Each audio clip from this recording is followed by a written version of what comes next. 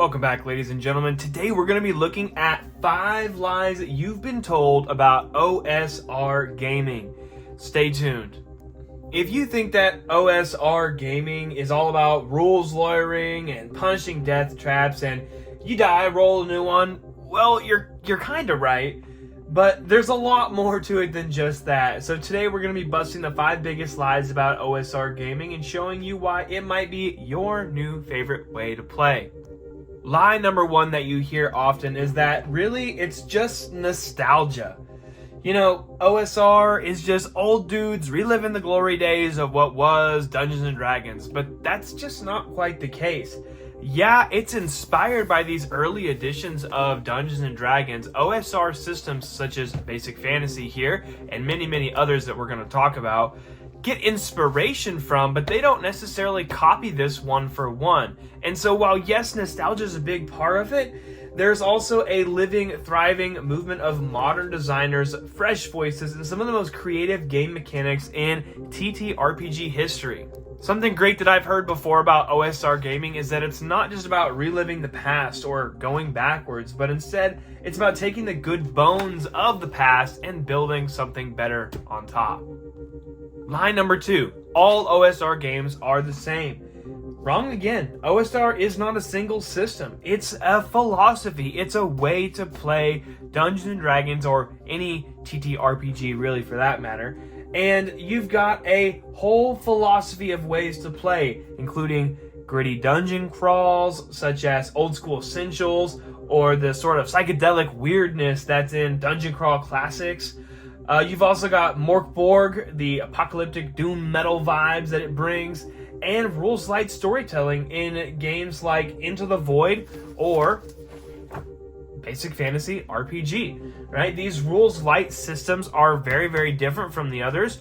For example, Dungeon Crawl Classics is a big old thick book, whereas Old School Essentials is about medium size, and then you've got Basic Fantasy here, which is pretty thin and rules light.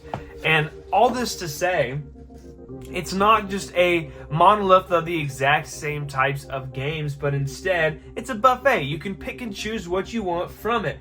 Load your plate up with as much flavor from different sources that you would like, including the actual original source, if you would choose to do so as well. Recently, in one of my other videos, I made a character for Basic Fantasy, and that kind of brings us to lie number 3, is that OSR is just a hard mode for Dungeons and Dragons. Now, you might look at this level 1 character here and see that he has 1 hit point as a halfling thief and think, yeah, that seems too hard, too impossible, and you're kind of right. It would be very difficult to play this character, but with that being said, I have player characters in my game of Basic Fantasy RPG that had 1 HP for the entire first level, and then they leveled up and they rolled poorly, and then now they only have 2 hit points. And so yes, it can be a harder version of the game, and yes, your characters can die pretty fast, but OSR is not about punishing players. It's not about removing creativity. It's actually about encouraging it. And so you want to empower your players to do things like, well, I've only got 1 HP, so let's avoid the fight. Outsmart the traps instead of always trying to, roll the dice and force your way through. Or maybe trick the ogre into letting you go instead of stabbing him to death, right? There are so many different ways to solve your problems without going directly through combat. And so you're not really meant to charge in and tank every single thing. You have to play smart, you have to get creative, and you get to survive by the skin of your teeth. And that's one of the things that makes it so fun and exciting. Lie number 4 is that there's no roleplay in OSR games. It's all just math. And that's just not the case, right? It's total garbage. The truth is that OSR games encourage deeper roleplay because you're not locked into ability checks and skill trees. And once you have this, you can do that. And you have to have a prerequisite for this. And then you can unlock this feat, which lets you do that other thing. You don't have to worry about any of that. Just roleplay your character how you would want to roleplay that character. And forget about whatever's on your character sheet. Do what you think your character would do, and then your dungeon master or game master will let you sort of work it out in whichever way that he or she sees fit.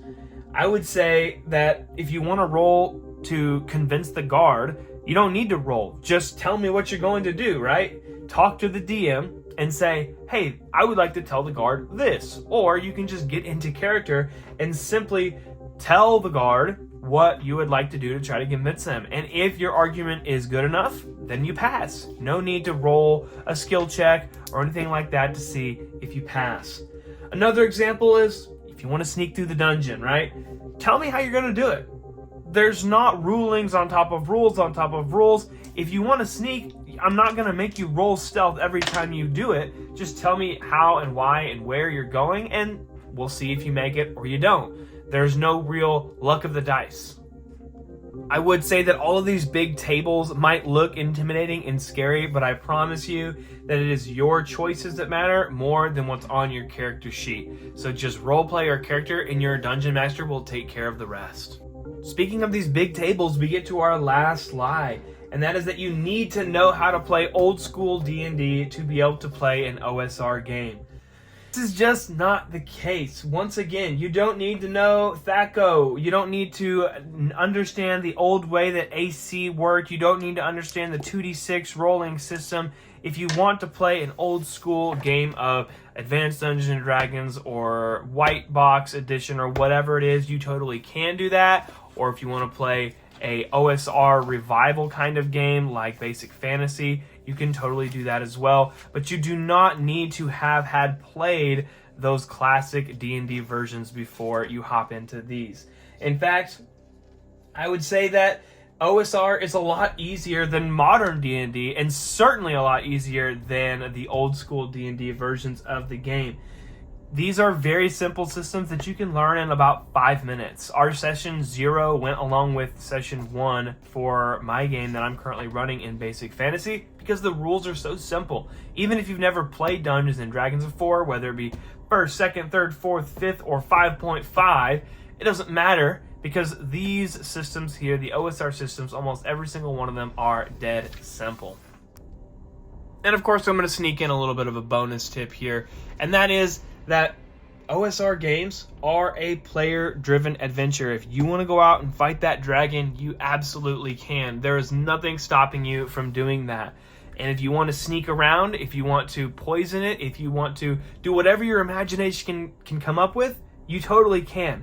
It's a player-driven adventure where you explore, you experiment, and the story emerges from what you do, not from what's written on the character sheet or in the campaign book.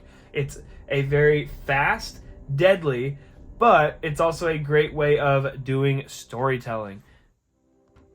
So if you were mistaken about OSR or even classic Dungeons and Dragons and you've heard a couple other lies in the past and maybe you realized they weren't true, go ahead and let me know in the comment section down below. If you have a favorite OSR system, please keep those comments rolling in. You guys are super helpful at teaching me things with your input and your comments. So if there's something that I missed or you think would be an awesome thing to add to the conversation, go ahead and also send that in the comments below. I will totally check that out. All right, you guys have a great rest of your day.